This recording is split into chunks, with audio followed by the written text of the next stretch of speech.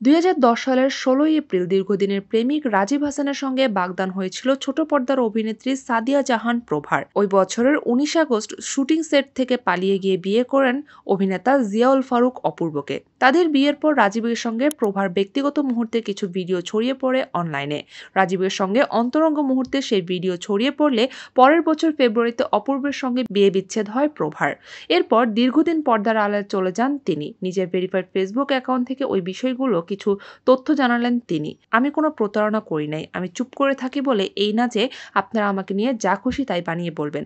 আমার শুধু মনে হচ্ছিল আপনাদের কাছে প্রমাণ করে কি লাভ? উপরে যিনি আছেন, যার কাছে যাব, যিনি বিচারকারী তিনি জানলেই তো হয়। বিয়ের আগেই এই সম্পর্ক যে গুনাহ আমি করেছি সেই গুনার জন্য জনতার কাছে আমি প্রতিনিয়ত মাপ চাচ্ছি, মাপ চাইব। কিন্তু যতদিন বেঁচে থাকবো আপনাদের কাছ থেকে অনেক সোয়াব কামাবো। কারণ না বুঝে আমাকে একতরফা প্রতারক বানিয়ে দিয়েছেন। তিনি আরো বলেন, আমি রাজীবকে অনেকবার ছেড়ে দিতে চেয়েছি। আমাদের ব্রেকআপ হয়েছে। ব্রেকআপের পরে আমার অন্য জায়গায় বিয়ে ঠিক হয়ে গেছে। সেই বিয়ে আমি করিনি। প্রভা লিখেছেন, তারপর সে আমার বাসায় এ ব্যাপারে বিচার বসায়। আমার বাবা মা তাকে বকাঝকা করে সত্যি কথা বলি।